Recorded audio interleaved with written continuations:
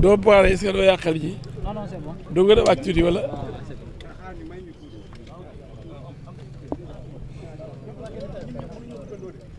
C'est bon.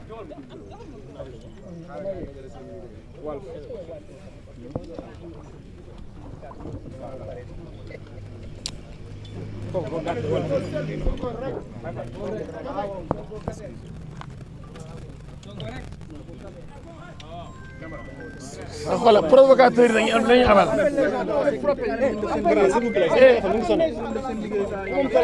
Appelez les gendarmes pour les provocateurs. Tous les idiots là, il faut les mettre hors d'état de nuire. Non, il faut ñu perturber nit ñi.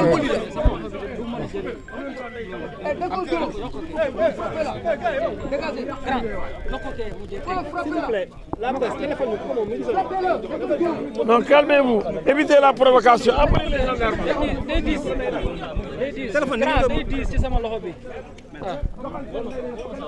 C'est bon.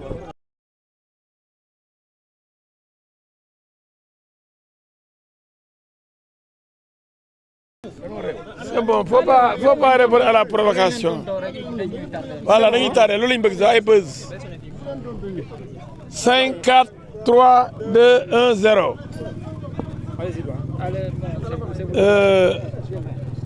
Voilà, maître, vous venez de rencontrer votre client. Qu'est-ce qui s'est passé déjà et quelles sont les informations que la presse peut avoir à la sortie de votre visite avec M. Bougane Gueye Dany? Oui, messieurs les journalistes, je suis avec mon confrère Maître Ba de Tambacounda. Nous avons assisté notre client,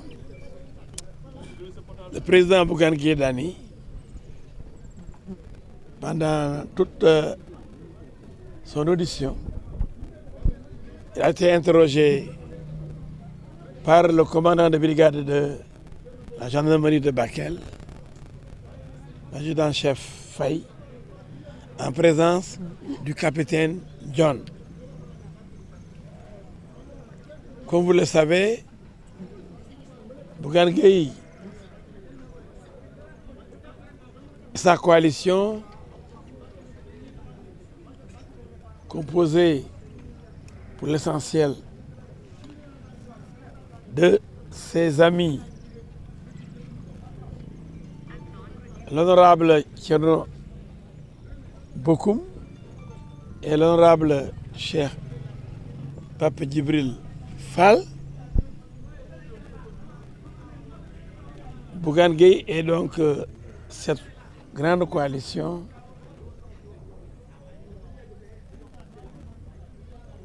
sont victimes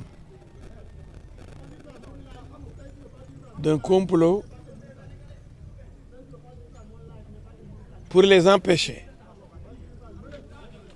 d'accomplir des actions humanitaires en direction des populations sinistrées du département de Bakel.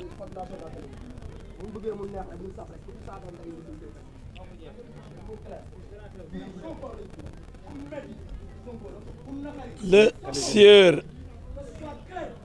le président Bougane Gueye a été arrêté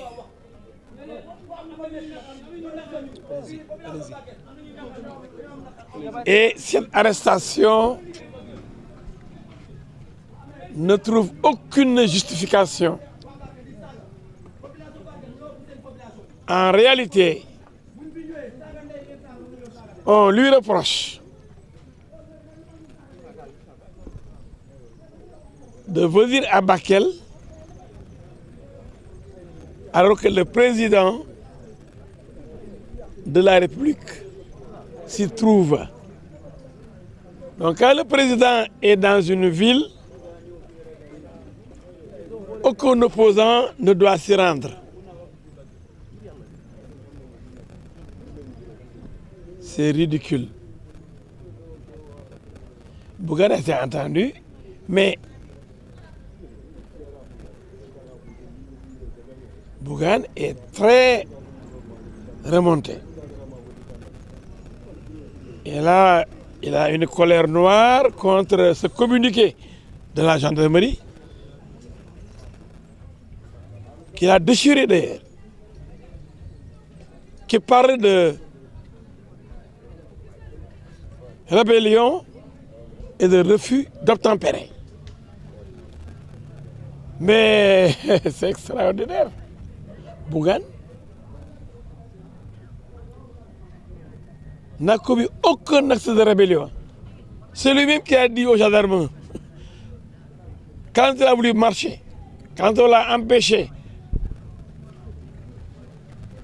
de continuer sa route jusqu'à Bakel, quand on l'a empêché donc de continuer son chemin, c'est lui-même qui a dit aux gendarmes, au capitaine, mais vous voulez m'arrêter? Arrêtez-moi. Le gendarme lui dit, comme vous voulez que je vous arrête, je vous arrête. Donc où est la rébellion? Quelqu'un qui dit arrêtez-moi, on dit qu'il s'est rebellé. Par rapport au refus d'obtempérer, il n'y a aucun refus d'obtempérer parce que Bougane, quand on lui a demandé de s'arrêter, il s'est arrêté et il a marché. Donc aucune infraction n'existe dans ce dossier.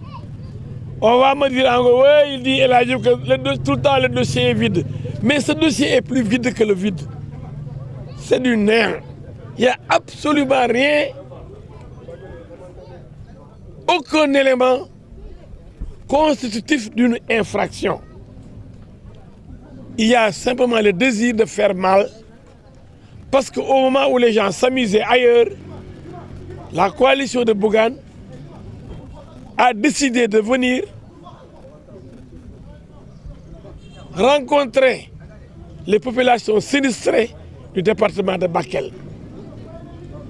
Et c'est ça qui fait mal. C'est ça qu'on n'a pas pu accepter. Parce que Bougane et sa coalition ont frappé un grand coup en venant soulager les populations de Bakel au moment où les autres faisaient la fête à Dakar. C'est ça le problème. Le président, il a pris les airs. Donc par rapport au communiqué qui dit qu'on a demandé à Bougane de laisser le passage au cortège présidentiel, donc de s'arrêter momentanément, c'est ça qu'on lui reproche. On dit que oui, Bougane a refusé de s'arrêter pour laisser la place au cortège du président. Bougane n'a même pas vu le cortège du président parce que le président il a pris les airs, il a pris l'hélicoptère et son cortège est passé par Kidira et non par la route Ourossogui-Bakel. Donc on a tout inventé pour charger Bougane, mais l'audition a montré que Bougane n'a rien fait, tout a été inventé. Et c'est ridicule d'empêcher quelqu'un qui veut aller dans une ville sous prétexte que le président de la République, le président, s'y trouve. Mais vraiment, c'est du jamais vu dans ce pays, du jamais vu. C'est du jamais vu, c'est la catastrophe. C'est comme si on n'était plus en République. Je crois que c'est ce que je voulais dire. Quelle est la suite aujourd'hui? La suite, on attend le procureur, qui est le patron de la gendarmerie en matière d'enquête judiciaire. C'est le directeur de la police judiciaire. Le procureur, c'est le patron de la gendarmerie et de la police quand il y a enquête judiciaire. Maintenant, demain, il sera déféré devant le procureur de Tambacounda. Je pense qu'il y aura un classement sans suite. Parce que ce dossier-là, si on l'envoie en audience, mais qu'est-ce que le procureur va dire? Il n'aura aucun élément pour charger Bougane. Au contraire, ça,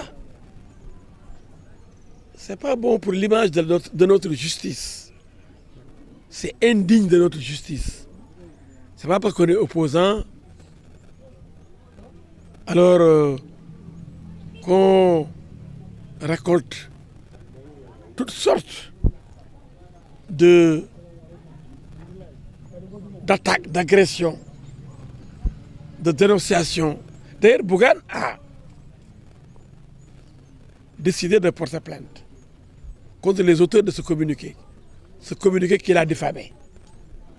Oui, ce communiqué, comme il l'a dit, constitue une diffamation. Donc vous allez déposer une plainte contre la gendarmerie. Et peut-être même les patrons, plus haut même.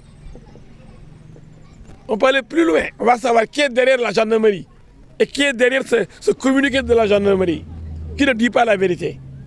Ce communiqué ne dit pas la vérité. Justement, maître, comment Bougane s'est défendu tout à l'heure?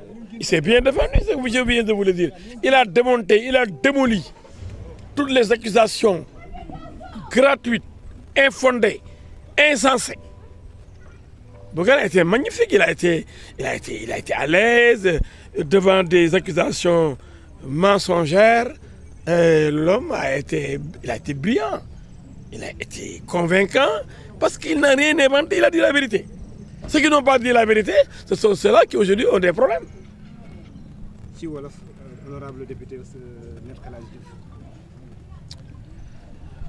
waaw li ma leen mën a wax journaliste yi mooy Bougane Gueye Dany tey man ak suma xarit bi sama mbokk avocat bi di baat nekk Tambacounda ñoo ko taxawu ñoo teewee audition bi mooy laaj yi ñu ko doon laaj ginnaaw ñu jàpp ko jàpp bu masul am bu doy waar boo xam ni dafa ñëwoon moom ak ay nawleem ci seen coalition sàmm sa kaddu muy honorable Thierno Bocoum ak honorable Pape Djibril Fall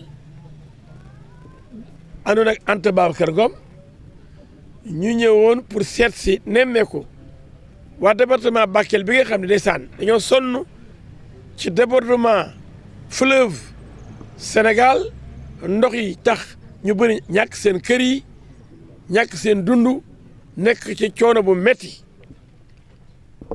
bi ñëwee ba jub Bakel jóge Ourossogui ñu arrêté leen ndax yoo ñu ne président mu ngi Bakel président bu nekkee Bakel lu ci yoonu keneen comme nekk kenn war a dugg Bakel ku àndut ak président war a dugg Bakel président sax du président Pastef président Sénégal moo ñëw Bakel même opposition mën nañ ko teeru sax bu leen neexee ndax président ñëpp la kon waruñ tere benn opposition buy dugg Bakel ñu ngi wut ay prétexte naan noo taxawal fii même communiqué bi génne dafa ni dañ ne ko négal président jàll ba pare nga soog a dem te président moom bu hélicoptère moom ci da doon naaw ci ngelaw li la nekk ci jaww ji kooku ci jaww ji di ko nekk kañ la yegg si kon beneen wax bu nekkul dëgg gi noonu bi ci des ñi mu àndaloon ñu ñëwoon pour dajeeg moom Bakel jaaruñ sax yoonu Ourossogui yoonu Kidira lañ jaar kon ñooñu aussi xanaa kenn du leen nekk te yow yegg si doon bu yàgg Bakel avant Bougane di ñëw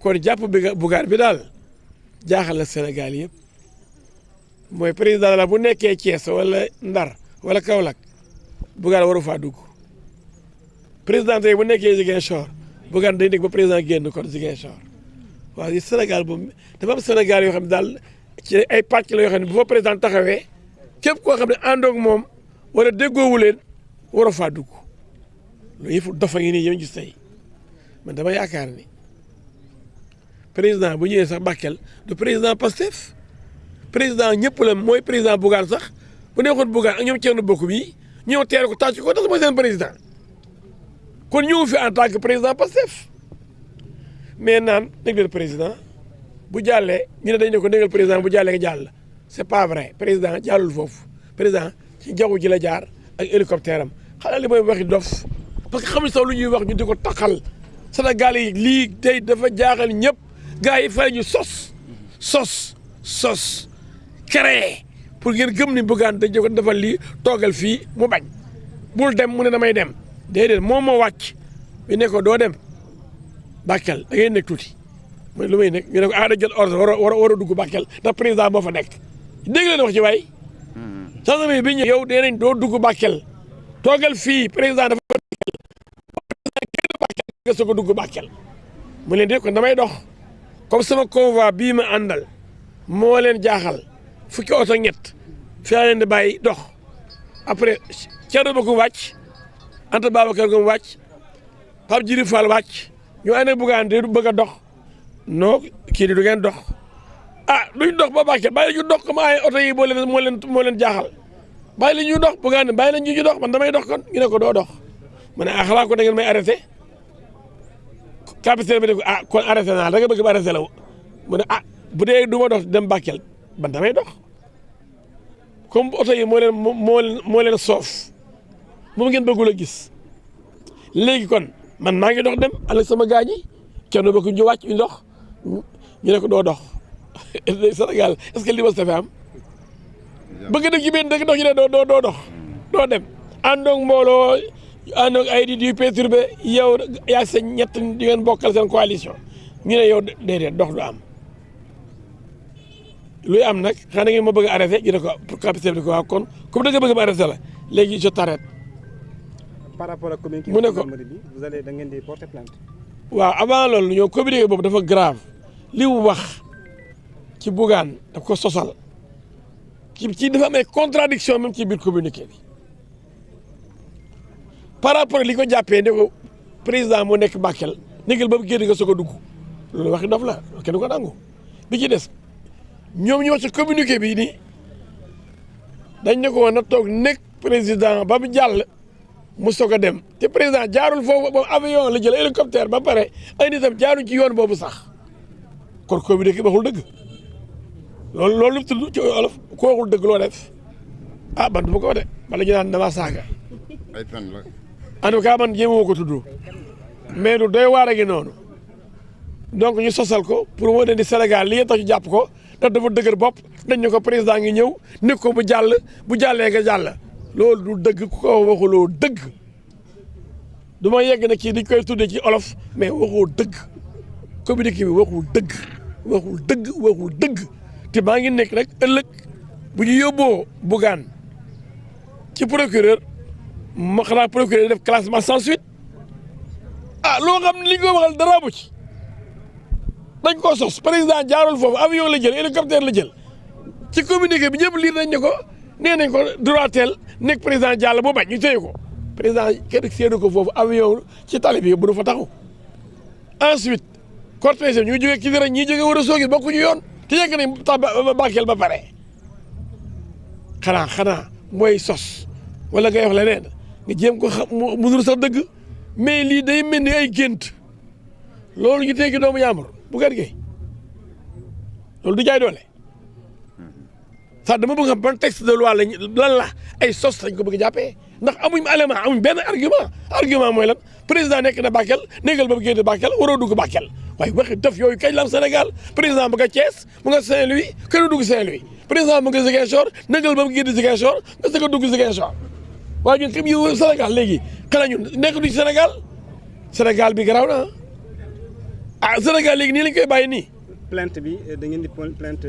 waaw Bougane day porter plainte ndax dañ yàq deram dañ ko sosal dañ ko diffamé mooy dañ ne ko ku déglu day mel ni Bougane dafa réew dafa dof ñu ne ko président gi jàll may ko mu jàll après nga jàll mu bañ te loolu du dëgg loolu dañ ko yàq deram day mel ni moom da doon xaru. ñan ngeen di porter plainte.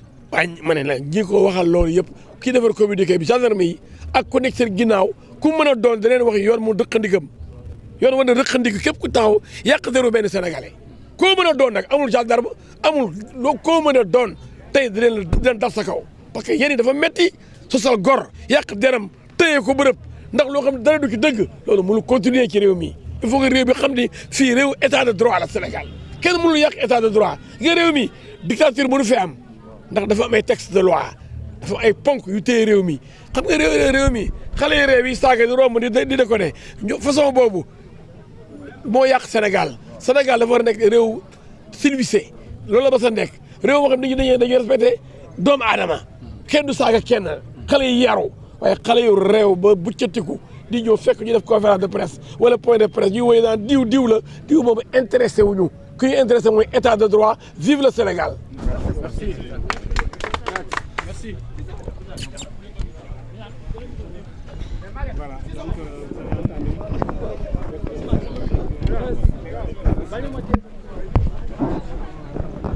donc mu ngi noonu ñu déggandoo maître El Hadj Diouf mi nga xam ne ni mooy avocat bi taxaw Bougane Gueye Dany mi nga xam ne ni ñu ngi ko teg loxo démb ginnaaw ay dox tànk nemmeeku bu mu amoon jëm ci ñi nga xam ne ni dañoo loru ci mbënd mu ñu seetlu Bakel donc dégg nañu ko ay kàddoom xam leen na ne donc Bougane Gueye Dany pare na nee na day porter plainte pour diffamation parce que communiqué bi nga xam ne ni gendarmerie génne na ko démb nee na communiqué boobu wéeruwul ci dëgg donc mu ngi noonu le président maître El Hadj Diouf kon ñoo déggandoo ay kàddoom jaajëf.